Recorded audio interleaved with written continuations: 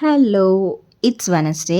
அன்னைக்கு சிண்டுவோட lunch பாக்ஸ்க்கு lemon rice, தென் வந்து potato fry தான் பிளான் பண்ணியிருந்தேன். ஸோ ஃபர்ஸ்ட்டே அரிசி வந்து ஊற வச்சுட்டேன். ஊற வச்சுட்டு ஃப்ரெஷ் ஆயிட்டு வந்துட்டு குக்கர்ல வந்து சாதம் வைக்க ஸ்டார்ட் பண்ணிட்டேன்.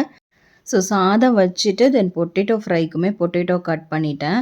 சின்ன சின்னதா கியூபா வந்து கட் பண்ணி எடுத்துட்டேன். ஸோ இத வந்துட்டு நல்லா கொதிக்கிற தண்ணீல வந்துட்டு பொட்டேட்டோவ போட்டுட்டு நல்லா பாயில் ஆனதும் அத தனியா எடுத்துட்டேன். நல்லா வடிகட்டி எடுத்துட்டு எதுவுமே போடல. வெறும் ஆயில்ல பொட்டேட்டோவ போட்டு நல்லா டாஸ் பண்ணிட்டு, மசாலா பவுடர் மட்டும் ஆட் பண்ணி, அத வந்து தனியா எடுத்து வச்சுட்டேன். ஸோ லெமன் ரைஸுமே ரெடி பண்ணியாச்சு.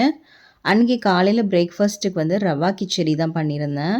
தோசை மாவு வந்து காலி ஆயிடுச்சு. ஸோ காலையில பிரேக்ஃபாஸ்ட்டுக்கு ஏதாவது ஒண்ணு யோசிச்சு பண்ற மாதிரியே இருக்கு. அரிசி ஊற வைக்கணும்னு யோசிச்சிட்டே இருப்பேன். பட் வந்து எப்படியோ மறந்துடுறேன்.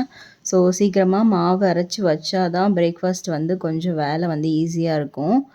ஸோ பிரேக்ஃபாஸ்ட் வேலையும் முடிஞ்சுது. சின்ட்டுக்கு வந்து அன்னைக்கு வெட்னஸ்டே வந்துட்டு ஒயிட் டேன்னு சொல்லியிருந்தாங்க. ஸோ அவளுக்கு வந்து ஒயிட் கலர்ல ட்ரெஸ் எல்லாம் பண்ணிட்டு, அவள ஸ்கூல்ல கொண்டு போய் விட்டுட்டு வந்தாச்சு.